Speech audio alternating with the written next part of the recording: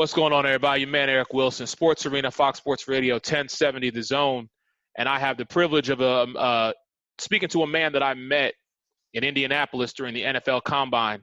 He is the NFL manager, of engagement and player relations, Darrel Young. Darrel, thank you so much for joining me, man. I really appreciate it. Hope you and the family are staying safe during this time period. I appreciate it. Yeah, we're all good. Quarantine, I think that's the hashtag right now, but we're pretty good. Thank you. Yeah. So let me ask you, man, you've played on several different teams. You played for the Washington Redskins. You played for the Carolina Panthers. I also believe the Chicago Bears, if that's correct. Yep, short stints. Yes, sir. All right. So, during this time frame of off season as an athlete, what were you doing to keep yourself motivated and prepared for the upcoming season, OTAs, training camp, things of that nature? Ooh, the things I could say on record. Let's see. You know what? It's an opportunity. I have a fiance now. I have my daughter. So, my last year playing with the Redskins in 2015, I had the opportunity to spend the off season with them. But it would be about family time right now. Take a month off after the Super Bowl. We'll literally try to get back into shape, and do some of those things, connect with some guys in the off season.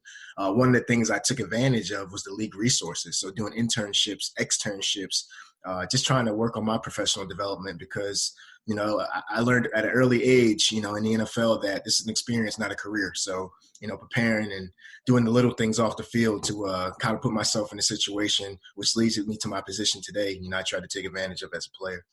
Nice. And I think that's a lesson that all these young men can learn coming into the game, that, like you said, this is an experience, not a career. So now that you have transitioned over to manager of engagement and player relations, what are some of the lessons, aside from the one you just mentioned, that you're teaching to the next generation?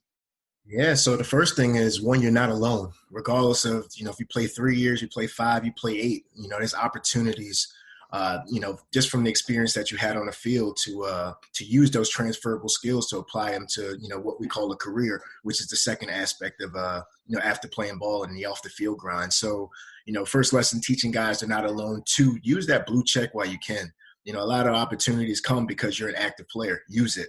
And, the phone doesn't ring as much. I can attest to that in terms of doing interviews or whatever it may be. But it's about the active guy, and I understand that. But, the CBA, helps out some of former guys just in terms of our HRA money and other things that are out there now. But look at it. The next CBA is not up for 11 years. So another opportunity to say, what would I do if I was, not playing? And right now, we never know what it's going to look like. Hopefully football is in. I can't, foresee that not happening. But, hey, it's the world. Things happen. We might not have a season. We might have a season. So, first thing, like I said, just teaching guys they're not alone. 2, use your resources and, just continue to engage with guys. Each club has a director of player engagement. So try to have guys utilize those guys. Now, you spoke of was it a blue chip or a blue check? Could you explain a little more into that? Yeah, absolutely. So it's what you call verified. That's how I know that person is somebody. And it may not, it might not seem that way, but, that person is an influencer, someone that can has made a difference in what they're doing, and people view them as a leader. So, it's an opportunity to reach out to companies, Pepsi, Bose, some of these league sponsors. It's an opportunity. We got a current guy. Let's take advantage of this, whether he wants to work, whether he wants to speak to our group about leadership, resilient mindset, identity.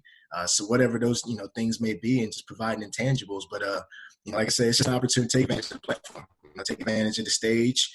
When you're done playing, there is no going back to the field. You can play 7-on-7 flag leagues. You can play with your kids, but there's never that fulfillment of, being in front of 90,000 people playing the game that you love. So, take advantage. Speaking of that, man, you've had quite a career. Now, you've spent some time in Washington. Now, when you came in, there were guys like Clinton Portis, London Fletcher, Santana Moss. You played alongside these guys. What was that like for you coming into the league? Ooh, man. So I was a linebacker my first year, and the first thing I said was, man, I just played Madden with these guys. Like, these guys are the guys on Madden. Like, Santana has a 99 speed, but, growing up, being a Jets and Giants fan, I had the privilege of seeing him when he came in the league in '01. So that was pretty cool. But then you hear about all the stories. You see Mike Sellers, I'll never forget. He was the fullback. I was a linebacker. This man was 274 pounds, 6'3" and a half. I will never Wow. forget that. Who's that D lineman? They said, oh, that's the fullback. I said, can we cut in practice? They said, no. I said, okay, well, I probably won't make this roster. If that's what everyone looks like, I'm not going to make this roster. So it was, I learned a lot of things from those guys, though. I was starstruck in the beginning, but playing alongside them, my second year, they moved me to fullback. And my first play blocking for Clinton Portis, he said, man, get the H out of the way. You're in the way. Like, go. If you're going to make a decision, go with it. And I said, that's a Hall of Fame back right there. Regardless if he gets the jacket or not, he's done some good things. So hearing that, I was like, all right, now I got to step up. I thought I was good, but, this is why they're great at what they do. So, it was an honor and a privilege to be with those guys. Yeah, and I can tell you, coming from Philadelphia, being an Eagles fan, that was one guy I did not want to see on the field twice a year. Clinton Portis tearing apart my defense.